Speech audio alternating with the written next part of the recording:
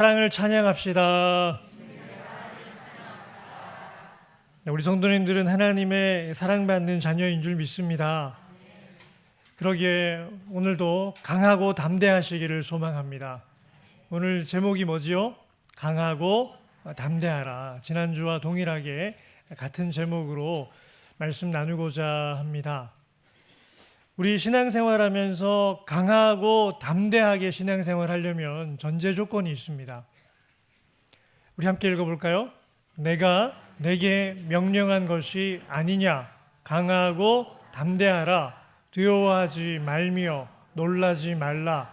내가 어디로 가든지 내 하나님 여호와가 너와 함께 하느니라 하시니라. 아멘.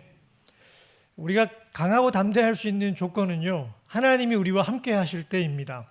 그런데 여러분, 우리가 저 말씀을 잘라가지고 위에 세 줄을 빼버리고 내가 어디로 가든지 내 하나님 여호와가 너와 함께 하느니라 하시니라, 밑에 세 줄만 가지고 신앙생활하면 될까요? 안 될까요? 안 됩니다. 때로는 그게 가장 위험합니다. 하나님이 나와 함께 하셔. 그러니까 어디로 가든지 승리할 거야. 하나님이 나와 함께 하시기 때문에 승리해. 이것만 붙들고 있다가 낭패를 보는 경우가 있습니다.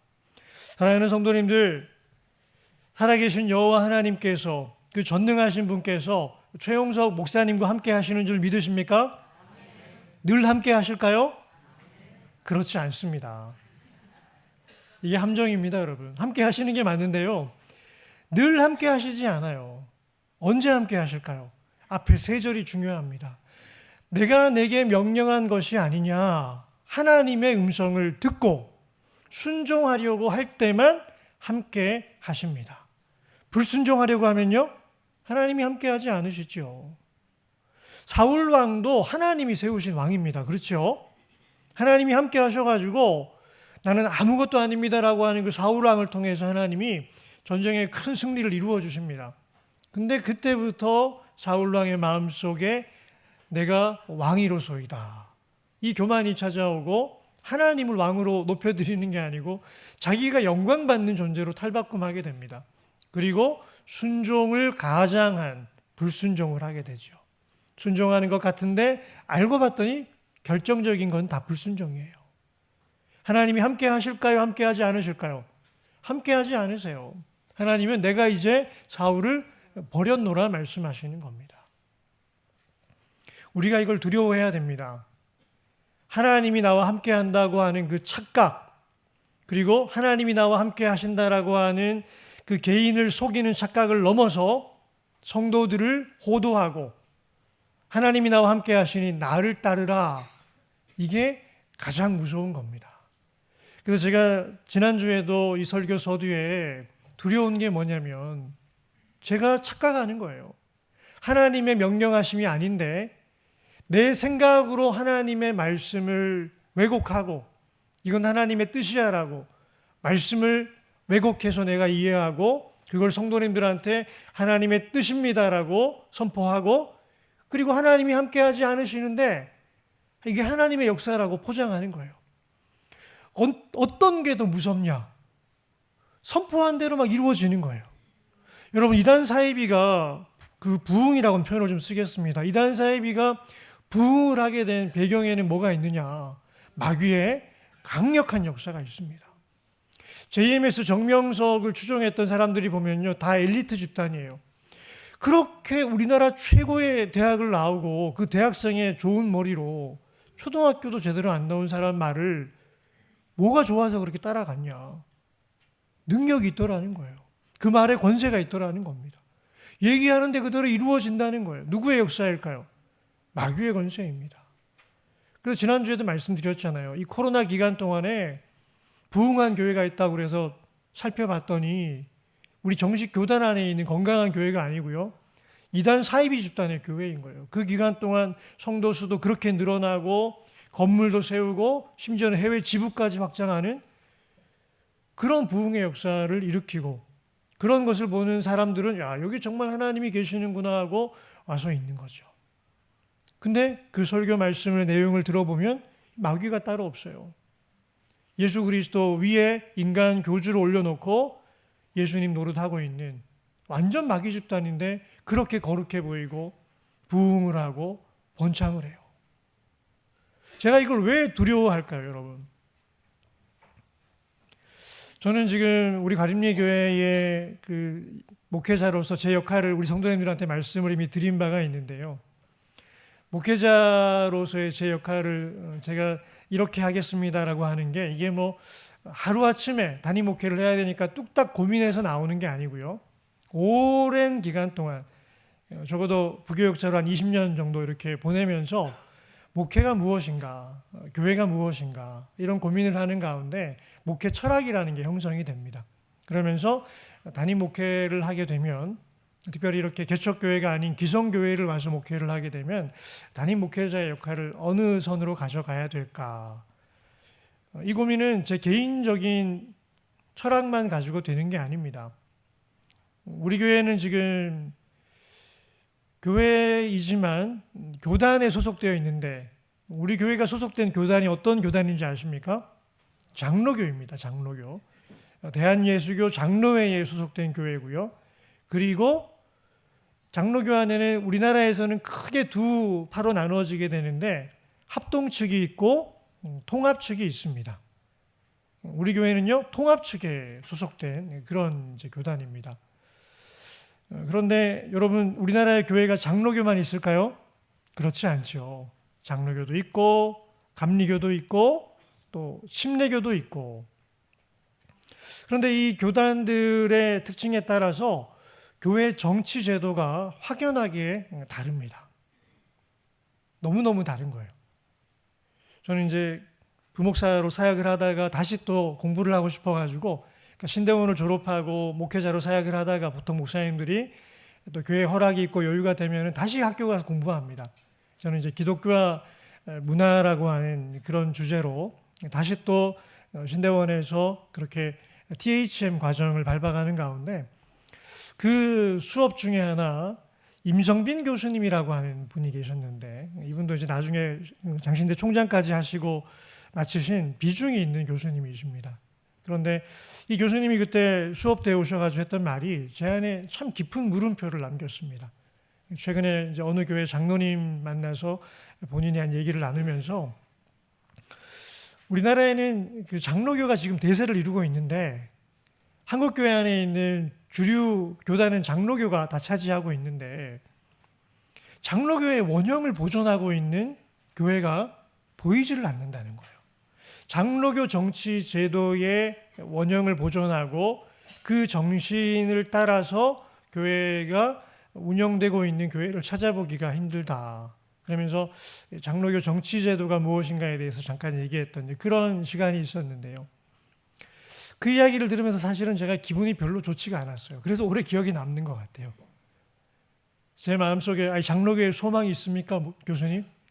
장로교 소망이 있습니까? 지금 미국 교회 보세요. 장로교 남아있는 교회 있습니까? 스코틀랜드 장로교가 우리 교단의 뿌리인데 그 스코틀랜드 장로교가 남아있습니까?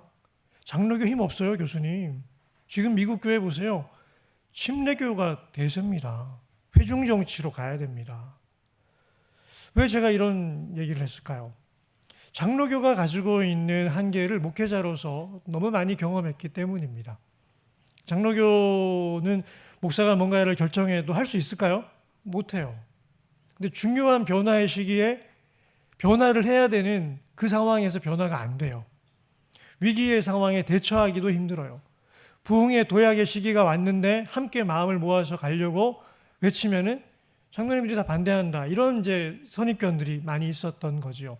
그러다 보니까 장로교는 변화에 대처하기도 힘들고 부흥을 향해서 도약하기에도 결정 내리기가 힘들고 그러다 보니 장로교의 결말은 뭐냐? 어쩔 수 없이 해야 되는 것만 하는 거예요. 성도들이 그래 어쩔 수 없이 다 동의하는 90% 이상 동의하는 상황에서만 가는 거죠. 그리고 많은 교회 장로님들이 때로는 기득권이 될 때가 있습니다. 당회를 장악할 때가 있어요. 장로님들이 원래 당회원이지만 당회를 장악한다는 것은 담임 목회자의 의견과는 상관없이 당회를 다 하고 들어오는 거예요. 우리 이렇게 다 정했다라고 하고 당회에 들어와서는 담임 목사에게 통보만 하는 이제 그런 교회들도 있는 거죠. 여러 병폐들을 보면서 장로교가 소망이 있을까? 이제 그런 고민들을 많이 했던 그런 목회 시간도 있었습니다. 그런데 저는 그래서 교단을 옮겨야 되나 이제 이런 고민도 많이 했던 기간들을 거쳐서 결론이 뭐냐? 결론은요, 제가 경험한 이 한국 교회의 목회 현장에서, 물론 뭐 다른 교단들을 제가 직접 가서 경험한 것은 아닙니다. 그러나 직간접적으로 다른 교회들의 모습들, 이야기들, 또 학문적인 그런 연구들, 또 성경적인 사상으로 평가했을 때 우리 성도님들에게 추천해 드리고 싶은 교회 정치 제도는 장로교입니다. 장로교가 좋아요.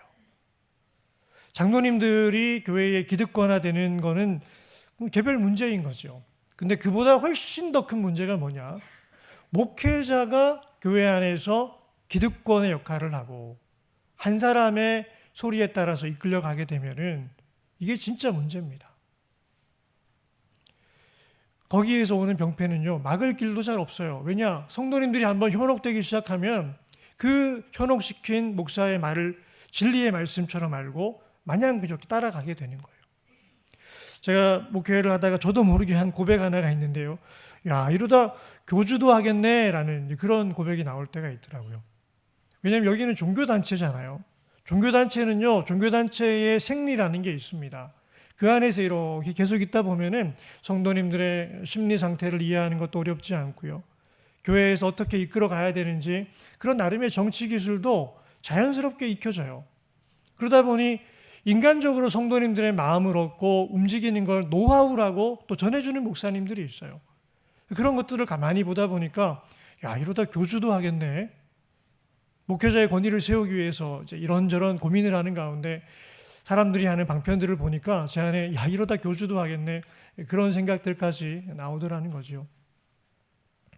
그래서 전체를 이렇게 망라하듯 고민하듯 보고 하다 보니까 제가 내리는 결론이 뭐라고요? 교회는 장로교가 좋습니다. 장로교가 처음 만들어질 때도 이 장로교 정치 제도의 기틀을 놓은 건 칼빈이 놓은 것입니다. 칼빈 다 아시죠? 우리 장로교의 뿌리입니다.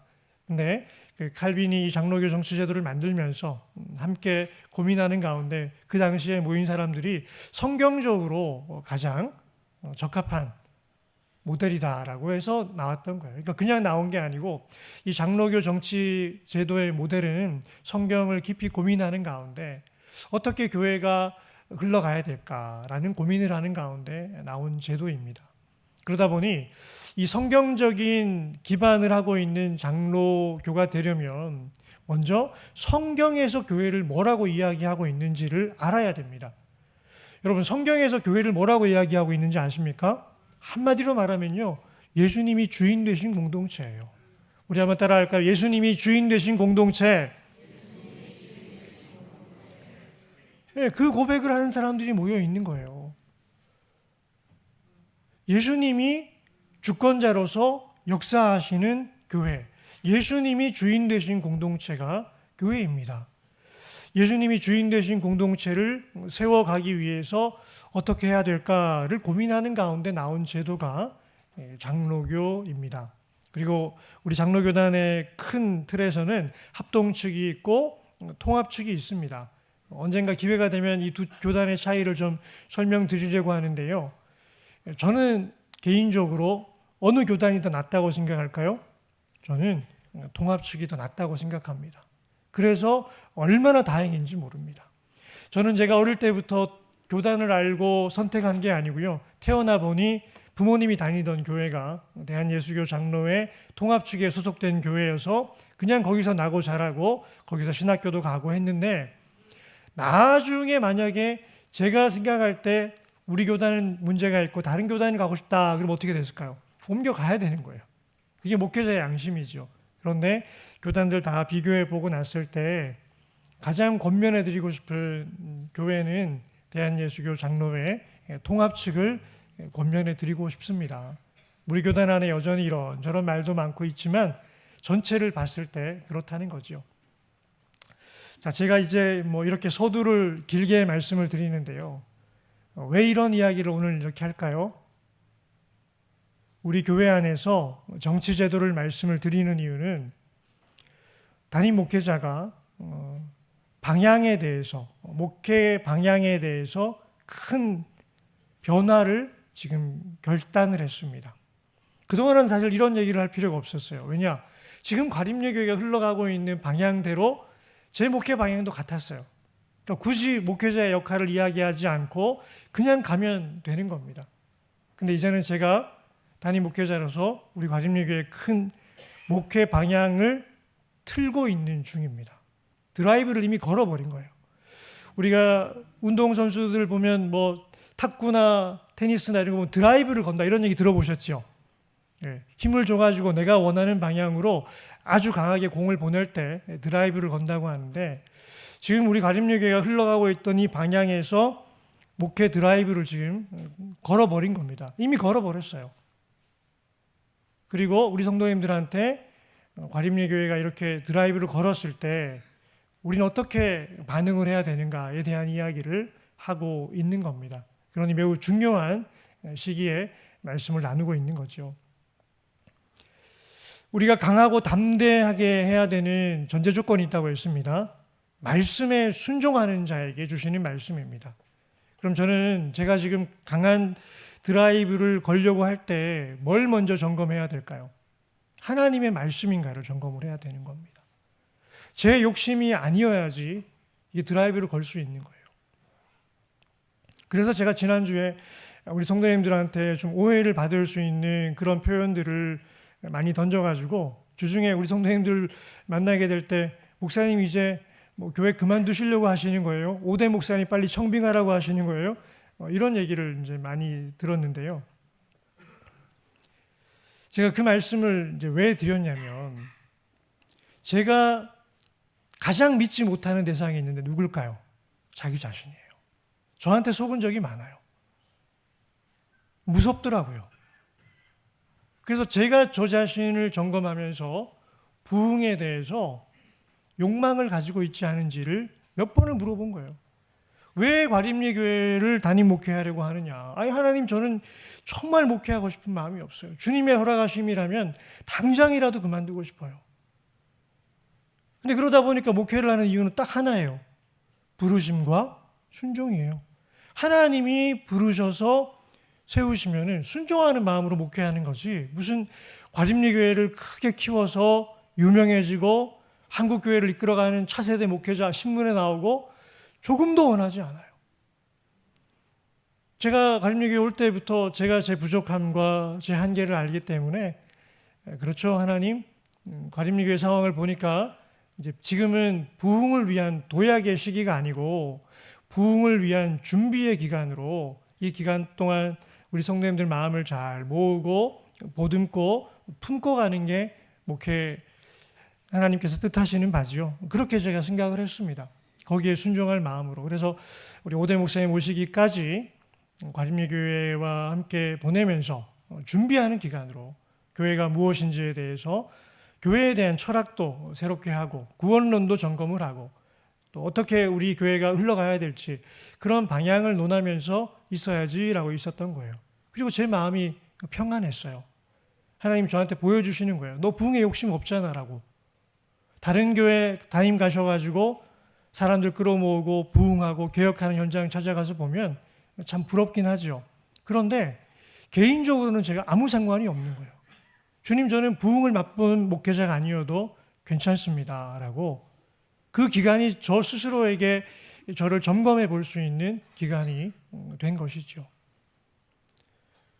그리고 저는 이미 방향을 결정하고 있었어요.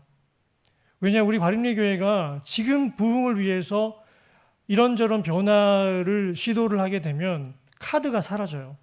5대 목사님이 쓸 카드가 사라져 버리는 거예요. 그렇기 때문에 잘 준비해서 넘겨드리는 역할을 해야겠다. 그 교회가 이 과도기적 단계에서 너무 많은 또 투자를 하고 에너지를 쏟아부으면요. 거기서 탈진이 오면 그 다음 투자할 돈도 부족하고 에너지도 부족하고 도약을 하기가 힘들어요. 그러니 저는 제 마음속에 안타까운 마음은 있어요. 과림리교회가 또 기다려야 되는구나. 얼마나 기다려야 될지 몰라요. 원로 목사님이 저한테 그런 얘기 하시더라고요. 조 목사, 나도 과림리교회 개발된다는 소식 듣고 왔습니다. 과림리교회가 개발된다 그래서 그 개발되는 이후에 또 부흥하는 교회가 되리라 믿고 왔는데 과림리교회 33년 동안 준비만 하다가 끝났다고 그렇게 얘기를 하시는 거예요. 그러니까 이게 모르는 거예요, 사실은. 그렇지만 지금 현 단계에서는 내년에는 이제 연말에 보상이 나오고 우리 교회가 옮겨가는 게 그래도 가능성이 상당히 높은 시기가 되었고요. 또 과림리교회가 새로운 터전을 향해 준비하고 또 새로운 건물을 세우고 새로운 부흥을 해야 되는 이제는 거부할 수 없는 큰 벼랑의 끝까지 와 있는 상태입니다. 그러나 그럼에도 불구하고 새로운 건물이 지어지고 또 새롭게 우리 교회가 나아가기까지는 어떤 변화가 있을지를 모르겠어요. 그러다 보니까 저는 적어도 이 기간만큼은 마음을 모으고 준비하는 기간으로 가야지라고 이미 정해놓은 거예요. 그렇지만 비전은 계속 제시하자. 방향성을 가지고 우리가 이렇게 가야 된다는 얘기는 계속 해야지라고 말만 그렇게 하고 있었는데 안타까운 마음은 우리 1세대 어르신들이 그 부흥을 다 보고 헌신하실 수 있을까? 이런 고민 가운데 그냥 안타까워만 하고 있던 이제 그런 상황이었습니다. 그런데 하나님이 저에게 강한 압박을 주신다고 느낍니다. 저는 과림리교회 방향을 지금 이대로 두고 자연스럽게 흘러가는 걸로 정해놓은 이유는 뭘까요? 거기에는 제 인간적인 편안함을 추구하는 마음이 있다는 거예요. 욕심이 없는 것까지는 합격. 그런데 거기에 머무르려고 하는 안이함을 추구하는 저의 자세에 대해서는 하나님이 아주 강하게 책망하시는 걸 최근 들어서 느꼈습니다. 그리고 하나님이 함께 하시는 이 말씀을 저한테 주시는 거예요. 너의 하나님이 너와 함께 함이니라. 우리가 교회를 다니는 이유는 무엇입니까? 이거 체험하려고 하는 거예요. 근데 이 하나님이 함께 하신다는 건요, 요단강이 갈라지는 역사를 경험하게 하신다는 겁니다. 여리고성이 무너지는 역사를 경험하게 하신다는 겁니다. 우리가 상상도 하지 못할 하나님의 권능이 역사하는 걸 체험하게 주신다는 겁니다. 근데 이게 언제만 가능하냐? 하나님 말씀에 순종할 때만 가능한 일입니다. 교회를 운영하는 원리는 말씀과 기도와 순종입니다. 우리의 지성으로 판단해서 하는 게 아니고요. 오직 하나님의 말씀을 분별해서 듣고 그리고 그게 정말 하나님 말씀인가 씨름하면서 기도하고 그 기도 가운데 아무리 힘들어도 순종하는 마음으로 가야 되는 게 이게 교회를 운영하는 기본 원리입니다. 여기서 제가 힘들었던 거예요. 지금은 편안합니다. 이번 주는 잠도 잘 자고요. 밥도 잘 먹고요. 심장도 아프지 않았습니다. 근데 그 전주는 정말 너무 힘들었는데요. 제가 저를 보니까 두 마음이 같이 있더라고요. 제 아내도 목회자인데 과림리교회가 지금 도약하고 부흥하는 걸 원합니다. 함께 모여서 기도하고 전도하고 젊은 세대가 가득해지는 그런 부흥을 원하는 마음이 분명히 있습니다. 그런데 그 마음만 있을까요? 이 마음만 있는 게 아니고요. 그걸 되게 싫어해요. 부흥이라는 말을 꺼내는 것만 해도 목회자로서 너무 지쳤어요. 과림리교회에 와서 지쳤다는 게 아닙니다. 한 20년 목회하다 보니까 정말 영적으로는 탈진이 올 것 같아요. 부흥 너무 싫어하는 거예요. 평안한 교회가 좋지. 근데 과림리교회 와보니까 이렇게 편안한 교회가 없어요. 지난주 설교하고 아니 목사님 우리 과림리교회가 목사님 좀 힘들게 하나 보네요. 그래가지고 그거 절대 아니라고 말씀드렸는데요. 과림리교회 와가지고 목회 힘들다고 하면 정말 양심 없는 거죠. 이렇게 따뜻하고 좋은 성도님들이 어디 있어요. 그러니까 저는 지금이 너무 좋은 거예요. 갈등 일으키지 않고 원만하게 사랑으로 가는 거. 이 흐름을 제가 마음속에 굳게 정해놓고 있더라고요. 그리고 뭔가를 결정해야 될 때는 우리 성도님들한테 다 넘기자. 그리고 나는 사회자 역할만 하자. 이한 정도 이렇게 있으면 우리 성도님들한테 공 다 넘기고 논의하게 하고 서로 싸우면 끌어안고 가자. 그러니 제가 목회자 아니라는 걸 내지 않죠. 그런데 하나님이 저한테 계속 그러시는 것 같은 거예요. 누구 맘대로.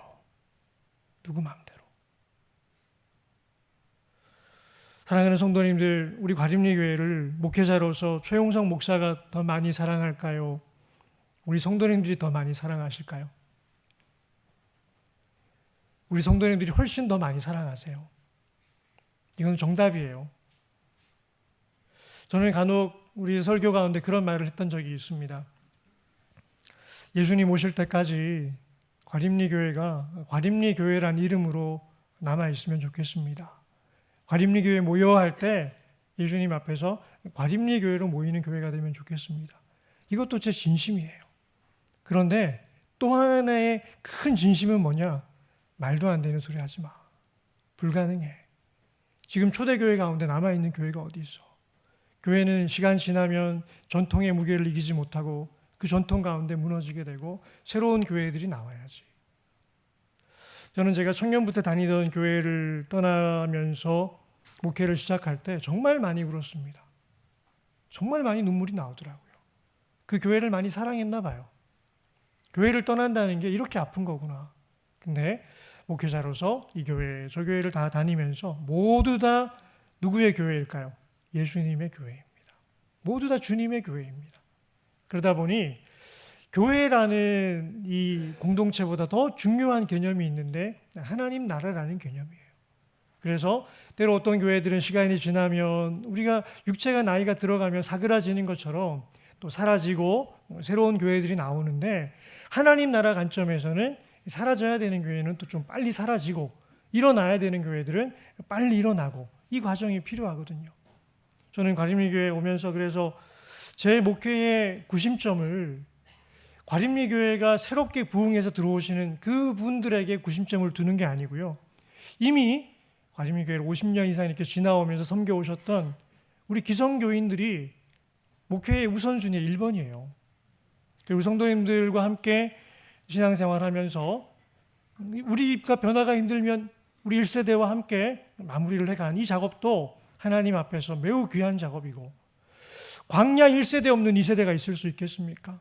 출애굽한 이후에 광야 1세대가 불순종의 세대고 믿음 없는 세대 같아도요. 그들이 있기 때문에 2세대가 있는 거예요. 그 1세대의 가치를 알고 1세대와 함께 하나님께서 모세의 생명을 거두시잖아요. 그것도 너무 귀한 사역입니다. 그래서 과림리교회의 이 변화와 도약이 성도님들에게 지나친 무리를 가져오면 이건 아니다라고 제 안에서는 굳게 결심을 하고 이미 방향을 다 그렇게 세워놓은 겁니다. 근데 목회 드라이브를 걸게 돼버렸어요. 지금 부흥하는 교회로 과림리교회의 목회 드라이브를 걸게 됐습니다. 제 입장에서는 제 개인의 뜻이 아니라는 걸 지금 말씀을 드리는 거예요. 그렇지만 여러분, 장로교가 좋은 게 뭘까요? 목사 한 사람의 말을 아무리 하나님 말씀이라고 선포해도 그대로 하나님 말씀으로 100% 받지 않습니다. 누가 판단해야 되죠? 장로님들이 검증해야 되고 그리고 우리 중직자들이 검증해야 되고 우리 온 성도들이 함께 검증해야 됩니다.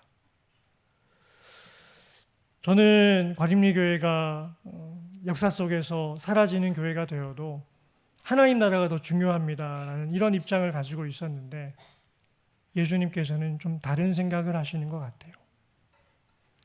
우리 과림리교회가 충분히 사그라들고 건물도 지어지고 다시 시작하는 모델도 저는 개인적으로 상관이 없는데 그렇게 목회를 마무리하고 새로 오실 목사님에게 부흥의 도약을 위해서 내어드려도 저는 상관이 없는데 예수님이 안 괜찮으신 것 같아요. 주님, 저 이거 하기 싫어요. 과림리교회에서 무슨 변화입니까, 주님? 저보고 죽으란 얘기죠, 그게. 절대 안 변한다니까요, 하나님. 제가 하나님만 가르치고 있는 거예요. 언제 제가 뒤통수 맞았다 그랬잖아요. 하나님, 과림리교회는 이제 고령화된 교회입니다라고 할 때 진짜 기도하다 하나님 제 뒤통수를 때리시는 것 같아요. 얘라 이놈아, 네가 더 늙었어. 젊은 교회야. 그리고 봤더니 젊은 교회가 맞더라고요. 목회자가 변화를 추구한다. 장로교 안에서 목회의 드라이브를 크게 건다. 쫓겨날 일이죠. 저도 20년 과림리 교회뿐 아니라 부교육자로 이 교회 저 교회 큰 교회 작은 교회 다 다니면요 교회 생리를 압니다. 법칙처럼 내려오는 이야기들이 있습니다. 설교 못해서 쫓겨나는 목사는 없습니다. 갈등이 일어나면 쫓겨납니다. 교회가 변화를 향해 간다. 장로교가 변화를 향해 간다. 불가능한 일이에요. 그러니까 저는 이거 안 하려고 제 안에 확신이 90% 이상 차 있는 거예요. 그렇지만 방향은 제시를 해야 돼요. 왜냐? 한 번 듣고 두 번 듣고 10번 듣고 100번 듣다 보면 아 그때 한 얘기가 이거구나라고 들려오기 때문에 제 의무는 교회의 흐름과 변화를 알려드리고 목회의 여러 방향들을 우리 성도님들한테 공유하면서 다음 오실 목사님이 목회하시기 좋도록. 그래서 저는 제 역할을 세례 요한과 같은 자입니다. 오실 목사님은 예수님처럼 써주세요. 늘 그래왔던 상황이었는데 심장을 정말 짓누르시는 것처럼 하나님께서 힘들게 하시는 게 아닌가라는 생각이 들 정도로 그렇게 과림리교회 목회 방향을 수정하게 됐습니다. 말씀을 선포합니다. 예수님께서는 과림리교회가 더 이상 기다리지 않고 지금 부흥을 향해 도약하기를 명하십니다. 아멘 안 하셔도 됩니다. 기도해 보십시오. 저는 하나님 말씀을 그랬잖아요. 음성으로 듣는 사람이 아니라고요. 그동안의 목회 경험도 말씀을 분별하는 통로가 되고 성경을 해석하는 것도 통로가 되고 지금 과림교회 와서 묵상하면서 결정하는 것도 통로가 됩니다. 제가 생각하는 하나님의 말씀입니다. 제가 생각하는 하나님의 뜻은 과림리교회가 더 부흥을 향해서 기다리고 주저앉아 있는 게 아니고요. 지금 이제 요단강 앞으로 나오라고 말씀하십니다. 하나님이 가나안 땅으로 들어가라 하지 않는데 우리가 아무리 발버둥을 치고 노력해봐도 요단강은 갈라지지 않습니다. 그러나 주님이 오라 하시면 순종하면 요단강이 갈라질 줄 믿습니다. 오늘 예배의 변화만 보더라도 우리 성도님들 상당한 부담을 느끼실 줄 압니다. 그런데 과림리교회가 부흥하는 교회로 도약하려면 예배의 틀부터 바꿔야 된다고 생각해서 이렇게 지금 진행을 하는 겁니다. 우리 성도님들께서도 선포된 말씀 가운데 두 번째 뭘 하라고요? 말씀 다음에는 기도하십시오. 과림리교회를 향한 주님의 뜻이 무엇입니까? 구하십시오. 주님의 뜻이 이루어지기를 원합니다. 우리 성도님들이 다 반대하시면 사실 저는 인간적으로 너무 좋아요.